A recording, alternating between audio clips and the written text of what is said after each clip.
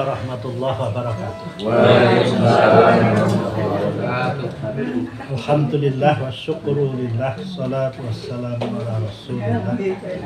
La hawla wa la quwata illa billah. Baik, mari kita mulai dengan bacaan basmalah dulu. Bismillahirrahmanirrahim. Dan seperti biasa kita mulai dengan membaca barang 2 atau 3 ayat Al-Quran. Itu monggo, mungkin ada yang mau didiskusikan, saya persilahkan. Masih satu, Pak Dokter. Ya. Di ayat 9 itu mereka memperjualbelikan ayat-ayat Allah dengan harga murah. Oh iya, ya itu banyak sekali ditulis di dalam ayat Al-Quran ya. Sejak surat Al-Baqarah hampir setiap surat itu, yang surat-surat panjang itu nyebutkan itu, bahwa orang musyrik, orang kafir itu memperjualbelikan ayat dengan harga yang murah, khususnya Bani Israel. Itu berkali-kali ayat itu disebutkan. Maksudnya apa? Maksudnya mereka itu sebenarnya meyakini kebenaran Allah dan Rasulnya. Jadi mereka itu meyakini betul bahwa jane iki Muhammad iki bener gitu. Tetapi karena pertimbangan harga yang murah, kedudukan, ya, harta benda, aku nek mlebu Islam hilang jabatanku. Itu yang terjadi dengan orang-orang Yahudi di Madinah dan juga orang-orang Nasrani yang diutus oleh rajanya untuk menemui Rasulullah di Madinah. Ya, dulu pernah kita bahas itu ya. Jadi orang-orang Nasrani di Eropa itu pernah mengirim utusan untuk berdebat dengan Nabi Muhammad di Madinah. Nah, kemudian diskusi. Pendek kata itu terjadi pertentangan itu. Mereka ngakui gitu, ya. Itu yang setting dari cerita tentang mubahalah juga itu, ya. Sampai-sampai terjadi menantang untuk bermubahalah. Mubahalah itu bersumpah demi Allah agar nek aku bener kowe ajur, nek kowe bener aku ajur. Intinya itu seperti itu. Ya, kita minta kepada Allah, siapa yang benar, siapa yang salah, Allah yang menentukan. Nek kowe bener aku ajur sak turunanku. Nek aku bener kowe ajur sak turunanku. Ceritanya kira-kira gitulah. Pocong ya. Nah, terus nanti modifikasinya jadi sumpah pocong. Tapi sumpah pocong itu tidak ada tuntunannya. Yang ada mubahalah itu. Ya. Nah, oh, itu versi Gus Dur, itu mubahalah dewi. Mubahalah itu adep-adepan. Adep-adepan bersumpah seperti itu. Nah, tapi itu tidak pernah terjadi. Karena pada hari yang ditentukan mubahalah itu, mereka itu utusan-utusan dari Nasrani itu di pondok aja pada tenan awake dhewe wani mubahalah karo Muhammad. Wani tenan ta. Tapi itu sampean mbok jujur tuh, sampean ngakoni enggak jane Muhammad iki bener? Iya ya jane aku ya ngakoni Muhammad iki bener. Aku lupa, ya rawan yang mau kalah gitu. Tapi ya awake dhewe balik arep mlebu Islam nang kene. Wah nek mlebu Islam, awake dhewe mlebu Islam, gajiku ki saiki iki salat 50 juta. Ada aku mlebu Islam ilang ya kuwi. Padahal angel golek duit ya ngene iki angel. Akhirnya apa? Di satu sisi dia mengakui kebenaran Muhammad, tetapi karena gaji 50 juta per bulan, dia mengatakan enggak. Itu yang namanya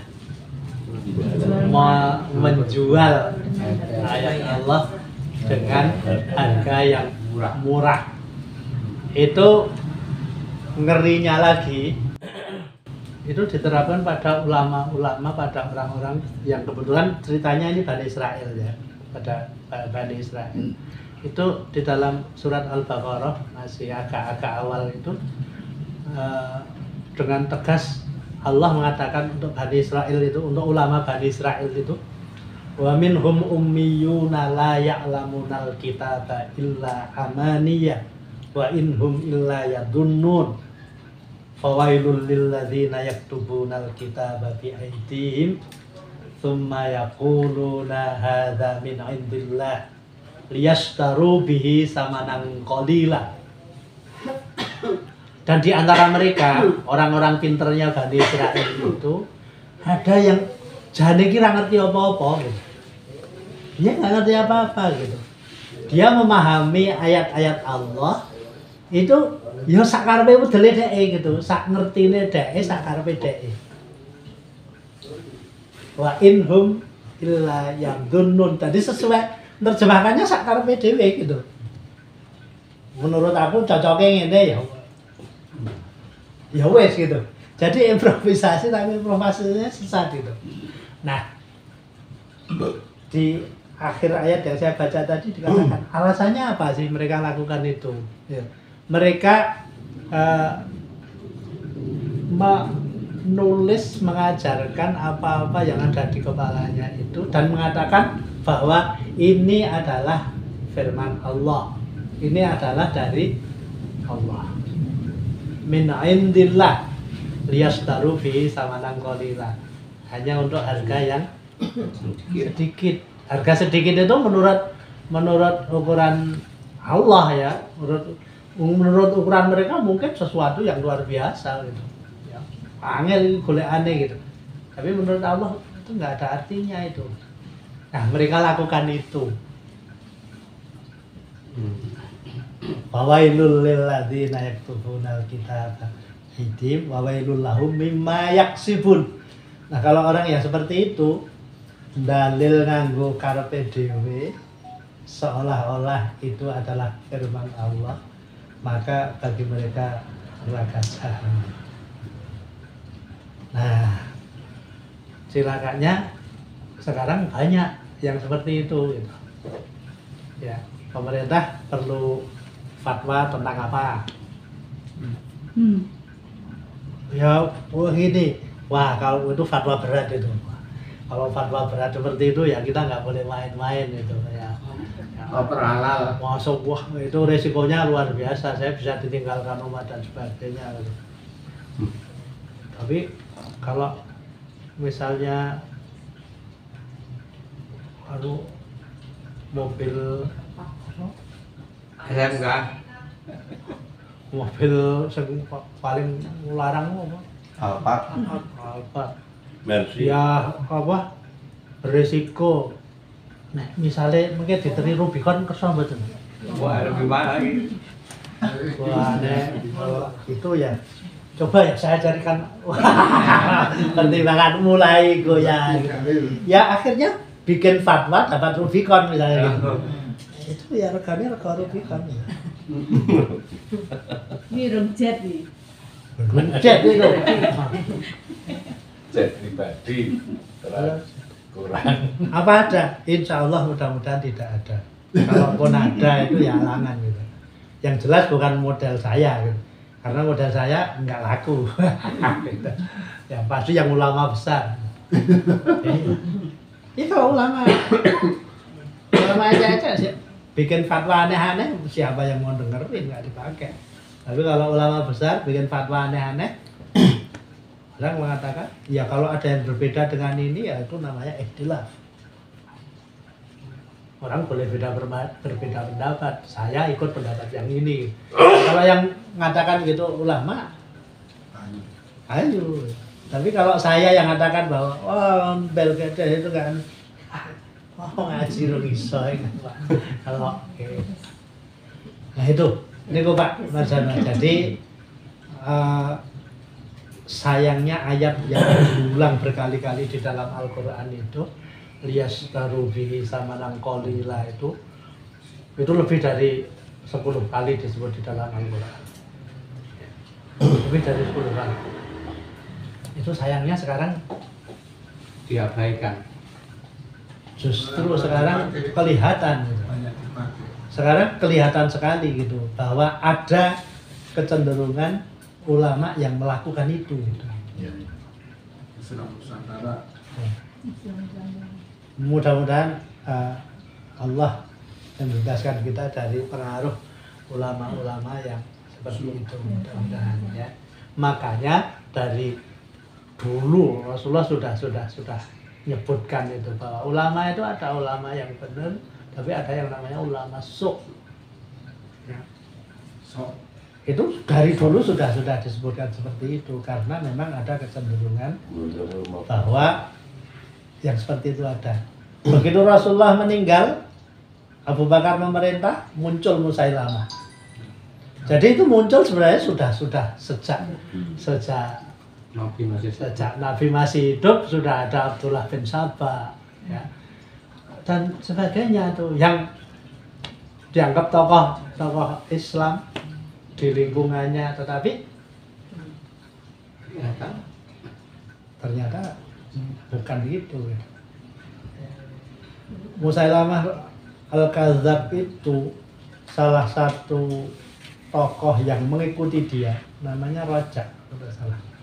Itu adalah sahabat yang sahabat awal, sahabat militan itu, tapi karena suatu hal kemudian dibalik aja dia ikut Musailamah. Kan ngasih banget ya. Baru satu khalifah sesudah Nabi Muhammad. Apalagi sekarang sudah khalifah yang berapa? Dengan jangan heran loh, ada yang dengan sangat serius ya. Salah satu di grup saya itu alumni UGM itu yang menganggap dan meyakini bahwa Pak Jokowi itu khalifatullah. Jauh ya. Khalifatullah Sayyidin Pranotogomo. Weh, sampai segitunya gitu. Ngeri lah. Ngeri. Sampai segitunya. Jadi makanya mudah-mudahan kita enggak deh. Mudah-mudahan kita enggak. Makanya ngaji ini rasa dur-dur banget. Ngaji ini biasa-biasa saja, ya ala kadarnya. Nanti kalau perlu yang agak panggil Bahtullah gitu. itu udah, itu sip itu.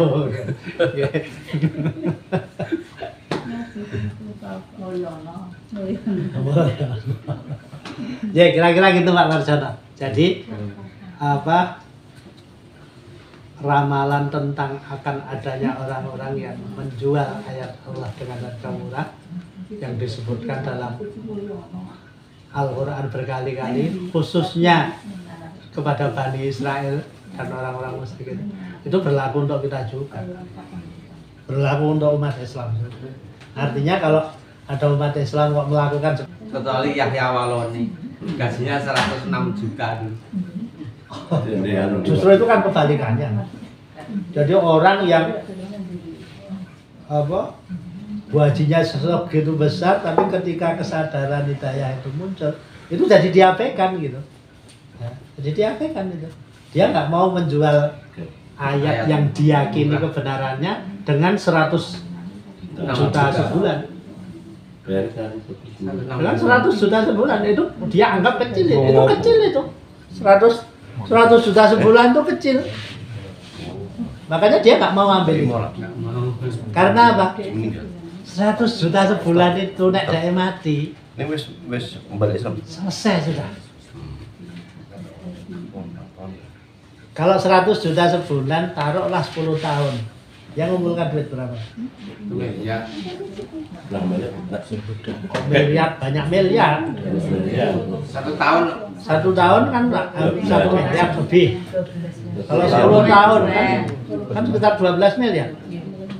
12 miliar 10 tahun, terus dia mati. Ada yang bisa dia nikmati? Tidak ada. Begitu dia mati, nasibnya sama dengan orang yang penghasilannya sebulan 100.000. Sama. Dimakan cacing. Iya. Semuanya kalau dikubur di semen terus nggak busuk. Mau dikubur di semen dia nggak ngerti juga. Nggak ada artinya. Makanya dia kata, oh itu kecil itu, makanya dia tinggal. Orang yang sadar jadi seperti itu. Cuma kalau orang yang tidak paham, itu tadi dihargai, wah luar biasa itu. Maneman. Oh sudah pasti 100 juta masa.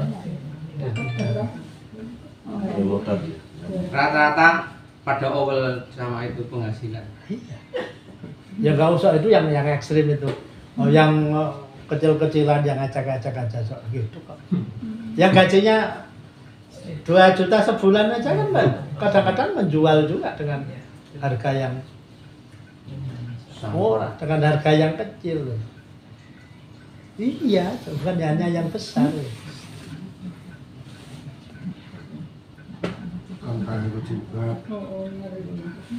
Iya.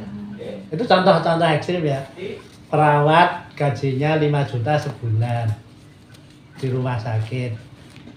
Nek nganggo jilbab, sesuk wulan sesuk rasah mlebu. Itu dicopot. Cuma 5 juta sebulan. Jadi jilbabnya dijual dengan harga 5 juta per bulan. Wah, parah ini. Udah memberi rokok lagi belajar.